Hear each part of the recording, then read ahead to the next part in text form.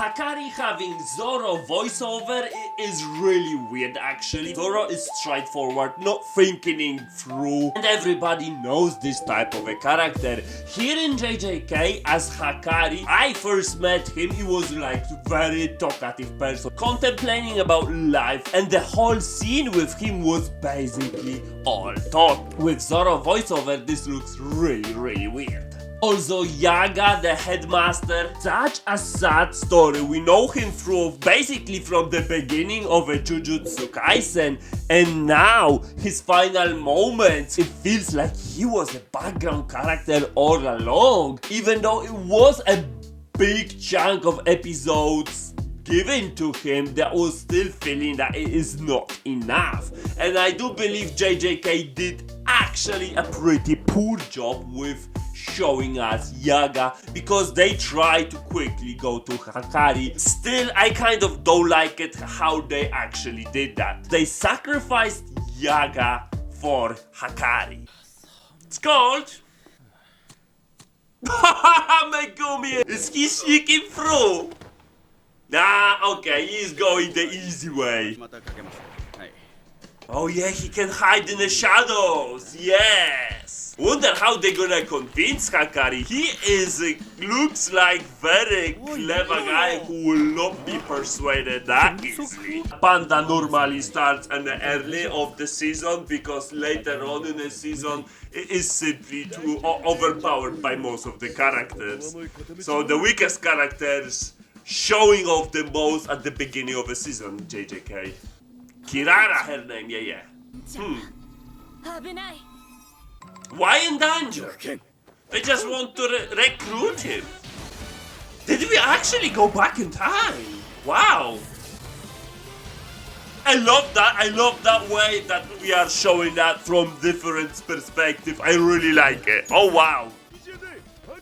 Is she capable? Because they mention only about Hakari. And music in the background, so freaking great. Even though, look, not much happening in the screen. They just talking, they just running, and the same screen is so repetitive. But the music in the background just changes so much. Yeah? He's not even want to listen. Yeah, now we got the typical Zoro. Love that opening. Love that opening.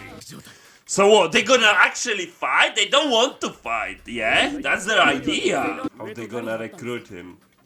Looks like he's not want to listen at all. The story is pretty good as well.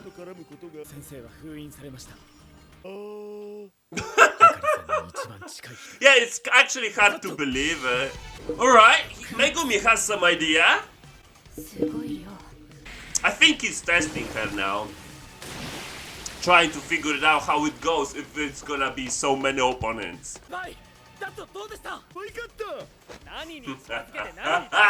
Panda! Cooperate, man!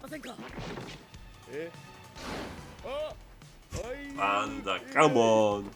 Wonder what class is her? Is it first or second class sorcerer? I think it's first. Otherwise the Megumi and Panda will have no trouble with that. That's strange. Must be some kind of a condition. What is her goal to keep them out from Hakari? Unless she actually really not believe that. I think Hakari would love it to fight. Okay, very strange thing. Panda got caught easily.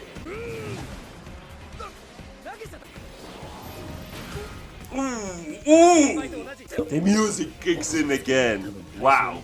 I wonder how strong you also might be to ignore the condition and just go through. A limit, yeah, how much she can pull. If that would be too much or too strong, the condition may not be as strong, you know. They're clearly on the same level, that's why they need to fulfill the conditions. But for example, Sukuna or Goju, they will probably easily access, right?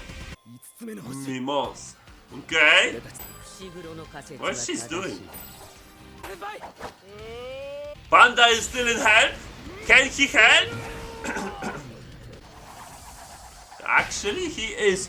He even realized what Megumi wants. Wow. That's an opening moment, is it? When? Megumi! Oh, all the time. It's not when. It's how. Ooh, she cancelled technique. Nicely done. But they just want to talk. Just imagine how much sometimes you need to go through to be able to speak with somebody. He is clever. Eki, nice. Yeah, the question is, do Hakari even need? Because he might be strong enough that he don't even need the help. He's looking cool. Ooh. Gaki. I mean, you don't want to harm him. He's gonna just take it. So he's listening. But he will be keep punching him. Wow. How? How strong he is? Completely not like Zoro. Wow. He thinks so lowly about himself. Yeah, insanely boring. He took it! The question is how serious is this guy? Rougher than others. Okay. He keeps standing! He is not giving up that easily. I mean, he was pummeled so many times before. He is quite durable. And he just all keeps saying that he is a cog. Wow! From one side is boring and he's thinking lonely, but on the other side he wants this to work and he's just a piece of it. That's what he's saying. Through these words he's trying to get to him. Really. Strange way of understanding. Wow, he actually gonna listen. Cut a deal. I was thinking they gonna brawl, fight properly. Yeah, but if they just want him to join. Really? By who? Who got so many points already? Uh-huh. Not a big deal. Who's that? And who he killed? 2 weeks. Who's that? Oh, he's looking for Sukuna. Who is this? He looking for Yuji or Sukuna himself? That's a good question. That discloses that information for our players. What? Hajime Kashimo, alright.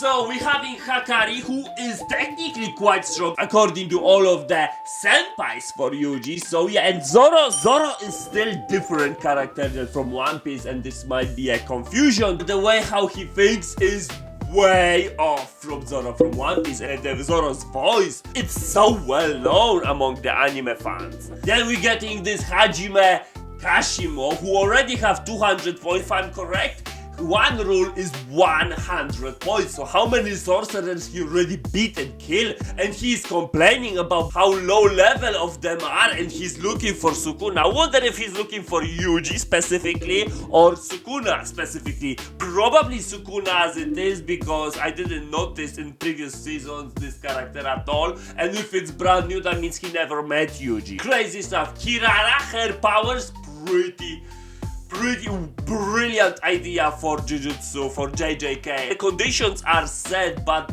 what about if somebody will be overpowering her with a cursed energy? Overall, it's quite interesting and very good episode today. There was a perfect balance between action and informations given, that's for sure. Also on top of that, we're getting new characters, plus the cliffhanger doesn't really show where we're gonna go in the next episode. I think I like this episode more than the previous one, because in previous one it felt really undeveloped for Yaga.